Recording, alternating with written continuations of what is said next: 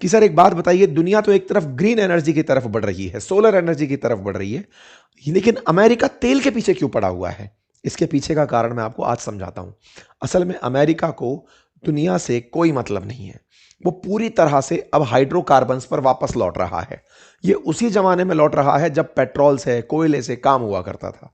इसका मानना है कि जो मेरे पास रिसोर्सेस हैं, पहले मैं उनका कंप्लीट दोहन करूंगा, उन्हें कंज्यूम करूंगा। फिर आप पूछेंगे दुनिया के और देश भी ऐसा करने लगेंगे। भारत जैसे देश, चीन जैसे देश, इनके पास तेल है नहीं, इन्हें तेल मंगाना पड़ता है। तो हम तो तेल मंगा के खर्च करेंगे, इसके पास तो तेल है और नहीं है तो इसने कब्जा कर लिया। तो तेल को कब्जा करके ये पहले उस तेल को बेच के पैसे कमाना चाहता है।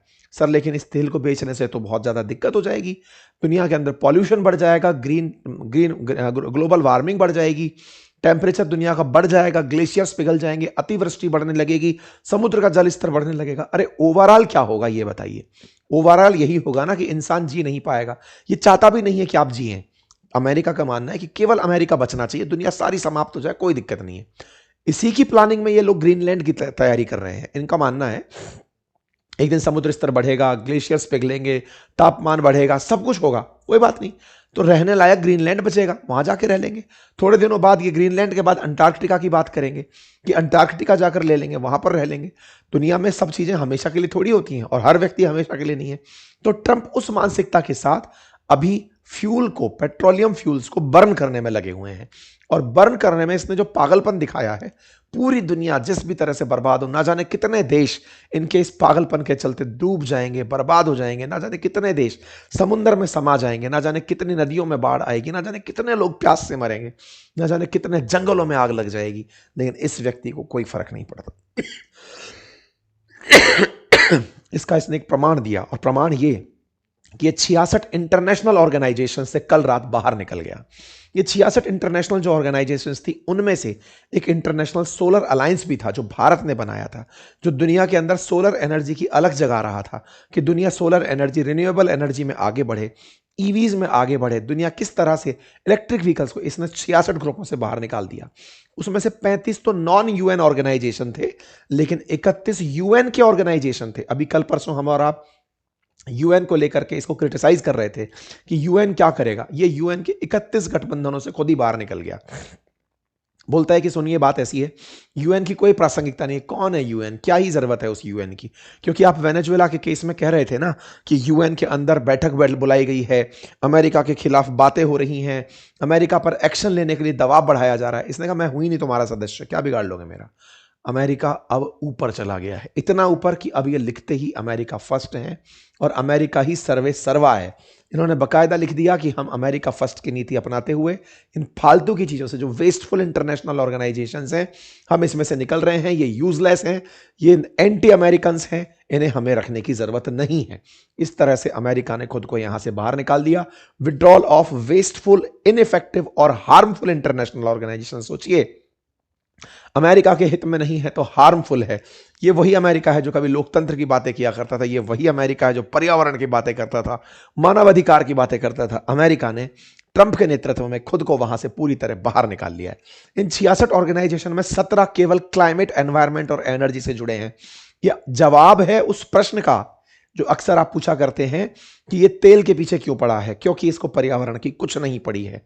उसके बाद 12 है इकोनॉमिक डेवलपमेंट से रिलेटेड एग्रीमेंट्स, उनसे बाहर निकला है। इसका सिंपल सा मतलब है कि जब मैं टैरिफ खेल ही रहा हूं तो अंतरराष्ट्रीय ऑर्गेनाइजेशंस होने ही क्यों चाहिए? मतलब ही नहीं है। साइंस कल्चर का कोई मतलब नहीं है, एजुकेशन का कोई मतलब नहीं है। इन तमाम ऑर्गेनाइजेशन से ये बाहर निकल कर आ गया।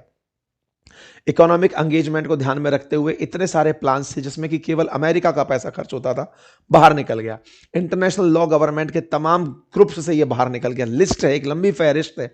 आप इसे हमारी वेबसाइट अंकिtinspirindia.com या अपनी पाठशाला.com पर भी देख सकते हैं। हमने एक कंप्लीट कंटेंट वहां डाला है कि ये किस किस से बाहर निकला। हमारा मतलब इंटरनेशनल सोलर अलायंस से है, क्योंकि भारत तो इस संगठन को खुद बनाया था।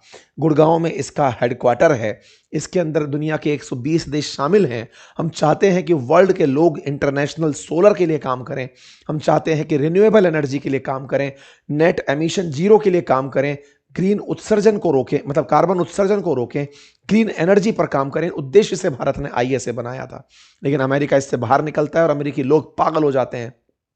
खुश हो जाते हैं कि वाह अमेरिका फर्स्ट हो गया है।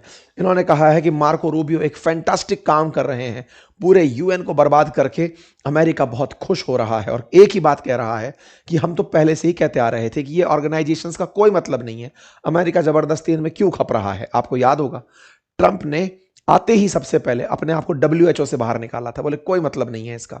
इसी प्रकार से पेरिस क्लाइमेट डील से खुद को बाहर निकाल लिया था। ये वही ट्रंप हैं जो 2020 में भी खुद को पेरिस क्लाइमेट डील से बाहर निकाल लिए थे, जिसके अंतर्गत ये टारगेट रखा गया था कि कार्बन उत्सर्जन कम करना है। बोले हमको करना ही नहीं है, हम खूब करेंगे यूनाइटेड स्टेट ऑफिशियली। लेकिन जब बाइडेन आए तो बाइडेन ने आकर के फिर से पेरिस क्लाइमेट डील ज्वाइन की थी। ट्रंप फिर से आए, खुद को फिर से पेरिस क्लाइमेट डील से बाहर निकाल दिया कि नहीं, मुझको पर्यावरण परिवर्तन से कोई मतलब नहीं है। पेरिस क्लाइमेट डील जो कि दुनिया के तापमान को जो कि 2 डिग्री सेंटीग्रेड बढ़ जाएगा उससे रोकने का प्रयास कर रही है, जो चाहती है कि टेम्परेचर मात्र 1.5 डिग्री सेंटीग्रेड ही बढ़े। ये कहता है कि पर्यावरण की चिंता मुझे करने की जरूरत नहीं है, वो लोग करें जो गरीब हैं, जो डेवलपिंग हैं। अमेरिका को जरूरत नहीं है, अमेरिका बढ़िया सक्सेसफुल देश है, अमेरिका बढ़िया से आगे चल रहा है। हम तेल निकालेंगे, तेल निकाल करके दुनिया में प्रदूषण फैलाएंगे, प्रदूषण फैला के अगर खुद पर में मुसीबत आएगी तो हम जाकर के या तो चांद पर बस जाएंगे, या मार्स पर बस जाएंगे, या ग्रीनलैंड पर बस जाएंगे, या आर्कटिक में बस जाएंगे। हम अपने आप को बचा ले जाएंगे। दुनिया वालों तुम तुम्हारी देखो। अमेरिका ने कुल मिलाकर के दुनिया को यह संदेश दे दिया है। बार बार ट्रंप ने अपने उद्देश्य में यही बताया कि ड्रिल बेबी ड्रिल, हम तो ज्यादा से ज्यादा तेल निकालेंगे, और तेल निकालने के पक्ष में मात्र 44% अमेरिकी हैं, फिर भी हम तेल निकालेंगे। क्यों? क्योंकि ट्रंप को फाइनेंस करने वाले लोग, अमेरिकी जितने भी लोग फाइनेंसर्स हैं, वो बड़ी तेल की कंपनियां हैं। और ऐसे में क्रॉनिक कैपिटलिज्म की क्या हाइट हो सकती है वो दुनिया ने देख ली। अब बड़ा सवाल बनता है कि सर एक बात बताइए, क्या कोई कुछ कर सकता है इसका? मतलब कि क्या इंडिया रोक देगा अपना तेल खरीदना वहां से? क्या ये दुनिया वाले लोग अमेरिका पर आधारित हो जाएंगे? देखिए, अमेरिका को लोगों ने पनपने दिया है। 200 साल से अमेरिका चल रहा है। सेकेंड वर्ल्ड वॉर के बाद से लेकर अब तक लगभग 80 साल से अमेरिका ने अपना सिक्का जमाया है। अभी इसकी अति होना बाकी है। ये अपनी जिस अति पर चलते हुए फिलहाल वेनेजुएला पर कब्जा कर गया है, दुनिया भर के ऐसे देशों पर ये बहुत से एक्शन अभी लेगा जो कि आप कल्पना नहीं कर सकते। ऐसे में क्या भारत के लिए नुकसानदायक है? जैसा मैंने आपसे कहा कि भारत को अब इसकी बात मानते हुए रूस से तेल लेना रोकना ही पड़ेगा, और कोई अल्टरनेटिव नहीं है। क्योंकि अभी जिस मूड में ये है, इसका डर खत्म हो गया है। साथियों, अक्सर ये कहा जाता है कि जिसका एक बार शर्म खत्म हो जाए, जिसकी हया खत्म हो जाए, जिसके अंदर डर खत्म हो जाए, वो सबसे विध्वंसकारी बन जाता है। इलाज उसका समय करता है, उसकी सृष्टि उसका इलाज करती है, प्रकृति उसका इलाज करती है। लेकिन ट्रंप जिस मोड में अभी चल रहा है, अभी उसका इलाज शायद कोई भी करने का इंतजार भी नहीं कर रहा है। फिलहाल के लिए ट्रंप ने जिस तरह से वेनेजुएला के ऊपर कब्जा किया, सबसे पहले सोचकर देखिए, कहा गया है कि इनसे 30 से लेकर 50 मिलियन बैरल तेल तो अमेरिका पहले खुद निकालेगा, फिर अमेरिकन का खर्चा पानी सेट करेगा, तब जाकर हम बेचेंगे। कुल मिलाकर के एक ही बात है कि अमेरिका को पर्यावरण की कोई दिक्कत नहीं है। बाकी आप लोग मस्त रहिए, अपना अपना जीवन बचाइए। अमेरिका के साथ भारत को ट्रेड डील अगर करनी है तो भाई साहब करिए, क्योंकि ये वो आदमी है जो टेस्ला को इसलिए हड़का दिया था। मस्क से लड़ने का कोई और कारण नहीं था। एलॉन मस्क से लड़ने का एकमात्र कारण था, Elon Musk electric vehicle Tesla चला रहा है। ज्यादा पैसा दे दिए तेल कंपनी वाले, इसने भी पैसा दिया था चुनाव लड़ने के लिए। अगर इसका पैसा काम कर गया होता तो ये तेल कंपनियों पर काम नहीं करता, वेनेजुएला की जान बच गई होती। लेकिन तेल कंपनियों ने ज्यादा पैसा दे दिया, बेचारा इसका पैसा कम पड़ गया, इसका धंधा पिटवा दिया वो। क्योंकि टेस्ला कैसे बिकेगी? टेस्ला तो ईवी है, तो इससे कोई दिक्कत नहीं। पर इसको समझाया गया, इन दिनों ये वापस से दिखा है, इसको दिखाया गया कि तू चिंता क्यों कर रहा है, तेरे को और धंधा दिलवा देंगे यार, क्या लोड ले रहा है तू? स्टारलिंक बेच, तेरा आराम से स्पेस एक्स चला, तू दुनिया के अंदर डेटा सेंटर खोल, कुछ और बढ़िया कर, ट्विटर से पैसे कमा। तो क्यों इसके पीछे पड़ रहा है कि तुझे मतलब तेल वो ईवी बेचनी है? तो एलॉन मस्क जिसको बाहर किया गया था, उसके पीछे का उद्देश्य भी अब क्लियर हो चुका है। अब धीरे धीरे अमेरिका अपने पुरानी नीतियों पर लौट रहा है। ऑयल के प्रति अमेरिकी प्यार अब दिखने लगा है। भारत को आवश्यकता है कि इसको जल्दी से समेट लिया जाए, अदरवाइज ये भारत को बहुत नुकसान पहुंचाएगा। पर्यावरण के लिए पूरी दुनिया के देश फिर एकजुट हों, समझें कि पर्यावरण किसी एक की नहीं, दुनिया की साझा विरासत है। अमेरिकियों को सद्बुद्धि एक दिन जरूर आएगी, अन्यथा अमेरिका के साथ दुनिया के देशों को कोई ना कोई एक्शन लेना पड़ेगा। बयानबाजी से कुछ नहीं होगा। मैं बोल दूं कि अमेरिका के खिलाफ कुछ करो, कुछ नहीं होगा भाई साहब। अमेरिका का ही प्लेटफॉर्म है जिस पर आप मुझे सुन रहे हैं।